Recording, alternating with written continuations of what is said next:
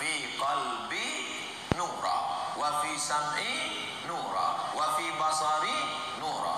Dari sini naik. Alladzi waswisu fi sudur, bukan sudus pun. Setan berbisik bukan di sini. Alladzi waswisu fi sudur. Setan berbisik di dada.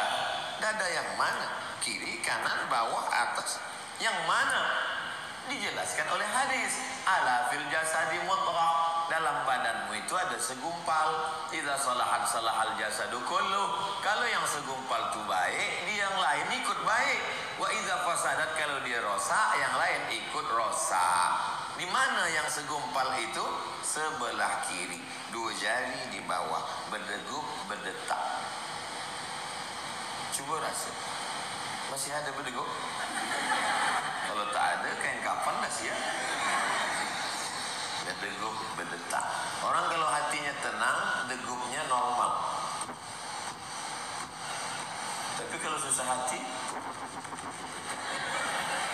ala bizikrillah, dengan banyak-banyak berzikir mengingat Allah, tatmainnul qulub, maka hati menjadi tenang. Sebetulnya mana yang betul nih Ustaz? Yang segumpal tu jantung ke hati? Sebenarnya jantung. Sebab hati itu yang dia dua. Maka disebut ulu. Ulu. Orang Singapura nyebut ulu hati je. Sebab ada orang sebut ulu sungai. Ulu hati sini pangkal. Sedangkan yang di kiri ni jantung. Tapi jangan kita kelahi sebab ini kita gabungkan sajalah dua-duanya. Apa itu? Jantung hati. Mengapa dia sebut jantung? Sebab bentuk dia macam jantung pisang. Besarnya sebesar genggam. Kalau orang tut badan dia tegak, gemuk, maka besarlah jantung dia. Jantung Abdul Somad sebesar. Bila dia berhenti, mati, selesai. Jantung. Kata Nabi, asal dia elok, yang lain ikut elok. Makanya kita dengar, si fulan kemana dia sekarang? Mati. Sebab apa? Sakit jantung. Mana ada si fulan kenapa? Sakit. Sebab apa? Sebab sakit gatal. Sakit jantung. Asal elok jantung, elok yang lain. Sebenarnya ini makna kiasan. Orang Melayu sebut jantung sebab bentuk dia macam jantung. Tapi orang Arab menyebut dia sonubar. Ada buah namanya buah pokok kayu sonubar. Orang Indonesia menyebut sonubar ni pinus. Orang putih menyebut pines. Sonubar. Orang Melayu menyebut hati sonubar. Sanubar. Sebab bentuk dia macam buah sanubari. Itukah dia? Itu yang zahir. Sedangkan yang dimaksud Allah adalah yang batin, yang tak nampak. Allah Ta'ala yang tahu. Nah, itulah yang kita tenangkan dengan banyak berzikir. Kita jaga wudu. Jangan ada waktu yang kosong daripada zikir. Orang beriman itu diamnya pikir, geraknya zikir. Kalau dia bergerak, zikir. Kalau dia diam, berpikir. Maka kalau ada kawan puan, kawan tuan di sebelah diam, itu sedang berpikir. Bergerak, zikir. Diam, pikir. Kalau sampai berbunyi, tidur.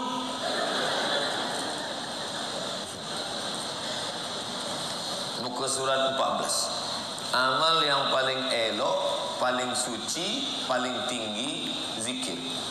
Sembahyang itu sebenarnya zikir. Aqimis salata li zikri. Engkau tegakkanlah sembahyang salat untuk berzikir. Tapi zikir bukan sembahyang. Sembahyang itu zikir, tapi zikir bukan sembahyang. Jangan dibalik. Saya tak nak balik esok ke Singapura. Hayya 'alas salat.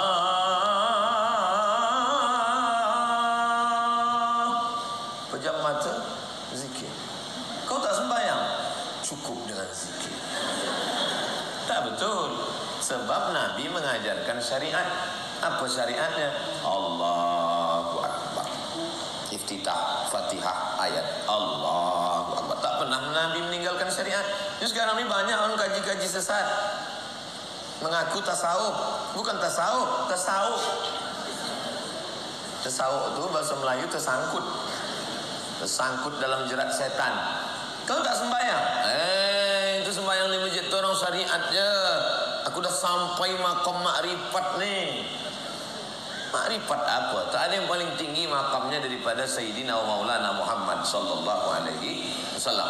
Orang yang mengaku-ngaku makrifat, mengaku hakikat, tapi meninggalkan syariat, tempat dia bukan makam makrifat, makam kubu. Tak sesuai. Nabi-nabi, wali-wali Allah semuanya sembahyang. Nabi tak pernah meninggalkan sembahyang. Tapi rasa-rasanya di Singapura tak ada macam ni. Muka surat 16. Berzikir berarti hidup, tak berzikir berarti mati. Siapakah orang yang hidup? Orang yang berjalan. Siapakah orang yang hidup? Orang yang makan. Siapakah orang yang hidup? Orang yang bercakap. Kata kita, kata Nabi tak macam tu. Yang hidup adalah orang yang berzikir. Maka kalau tak berzikir berarti mati. Jadi kalau ada puan punya laki tak berzikir, jadi selama ni dah lama berlakikan zombie.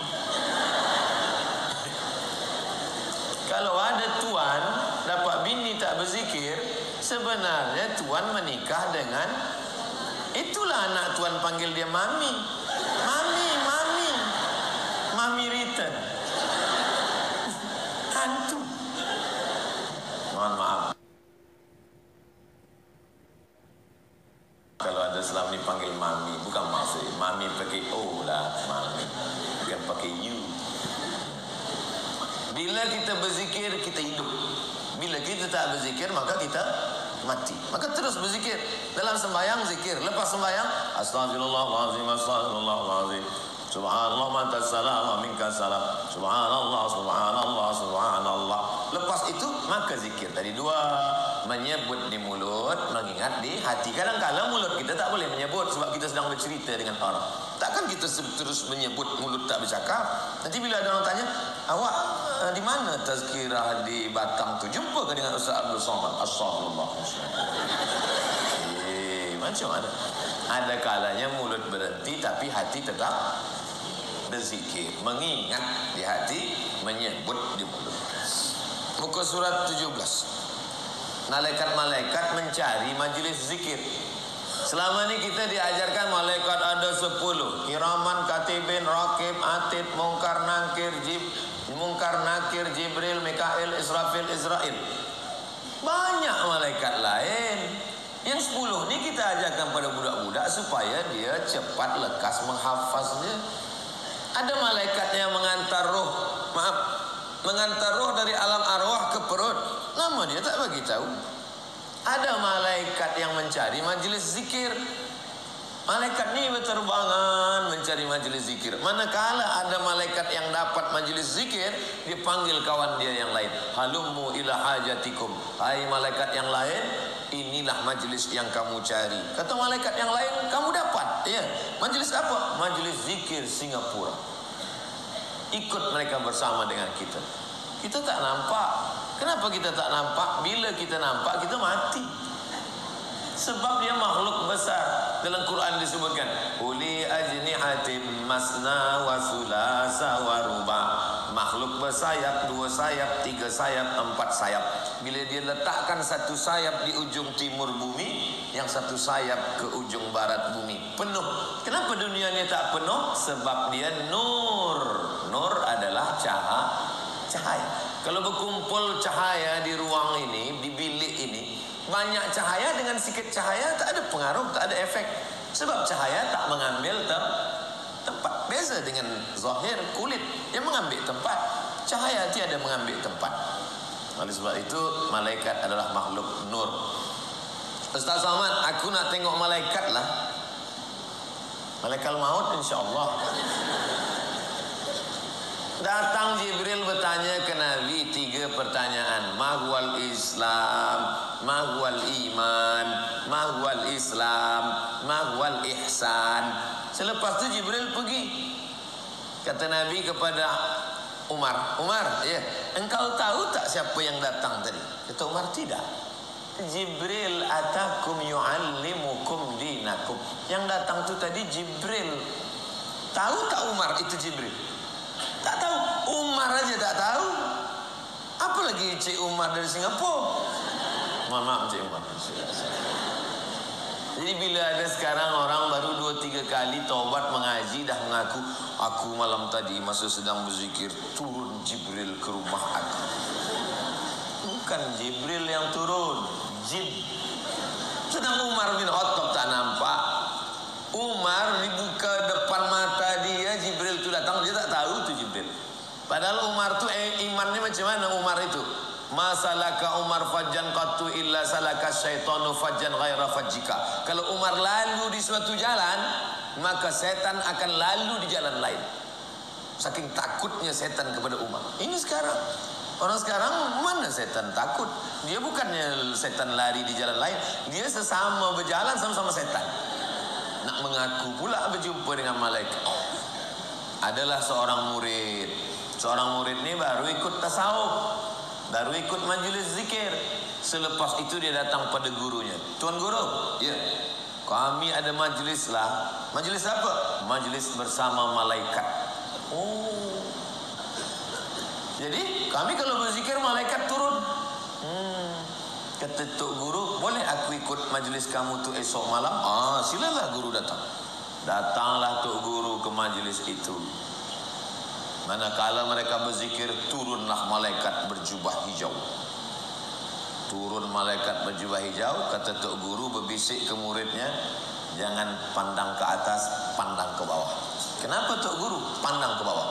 Manakala ditengok pandang ke bawah, rupanya kakinya kaki keledai. Makanan yang kata dia malaikat datang menjamu kami makanan, rupanya maaf tahi keledai. Orang alim tahu bahwa yang turun itu adalah setan, iblis, jin. Kisah ini disebutkan dalam kitab Al-Lumah. Al-Lumah artinya kilauan cahaya. Ditulis oleh Imam Abu Saraj At-Tusi. Tak diselamatkan orang kalau majlis zikirnya bukan karena mencari ridha Allah. Makanya di awal zikir perlu diluruskan niat. Innamal a'malu binniyat. Yang dicari itu ridha Allah. Ilahi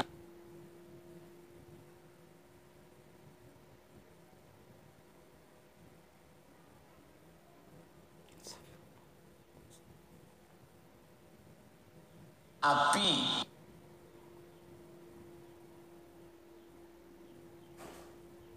Berzikir nak jadi Batman.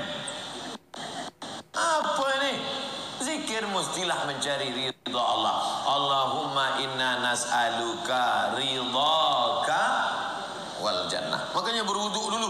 Berwuduk itu maknanya apa? Manakala air membasuh muka, bersihkan mata dan mulut. Hidup. Manakala air membasuh tangan, bersihkan tangan. Manakala air menyapu kepala hingga telinga, keluarlah pikiran niat yang tak betul hingga keluar dari lubang-lubang telinga. Manakala air menyiram kaki, keluarlah dosa daripada celah-celah jari-jari kaki. Hadis riwayat Ibnu Majah. Muka surat 20. Iza marartum bi riyadil jannah farta'u. Kalau kamu lalu di taman surga, ikutlah kamu makan minum. Kata sahabat, mana ada taman surga di dunia ya Rasulullah? Taman surga itu kan di akhirat. Kata Nabi, ada. Mana taman surga di dunia itu? Majlis zikir. Makanya kalau ada majlis zikir, duduk. Jangan tinggalkan. Lepas sembahyang, ada majlis zikir, terus tegak aja pergi. Duduklah, ikut zikir. Sebab itu taman surga. Yang menyebut itu siapa Nabi? Saya tidak ada memuat hadis dhaif. Semua dalam kitab 40 ni semuanya hadis sahih dan hadis hasan. Hadis sahih, hadis hasan tu sepakat ulama boleh diamalkan. Sebab saya tak mahu nanti orang apa tu, itu dalam kitab tu dhaif saja. Walaupun ulama sepakat tentang masalah dhaif ni boleh untuk fadail amal, tapi saya nak jaga supaya jangan orang tuduh macam-macam, maka yang saya masukkan sahih dan hasan. Muka surat 22. Majlis zikir dibanggakan Allah kepada para malaikat. Saya saja dibanggakan pengacara kepada jamaah Singapura ini bukan main senang.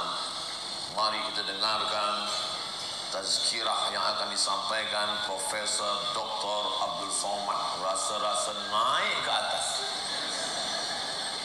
Dibanggakan pengacara MC kepada jamaah Singapura. Singapura, konon lagi lah kita akan dibanggakan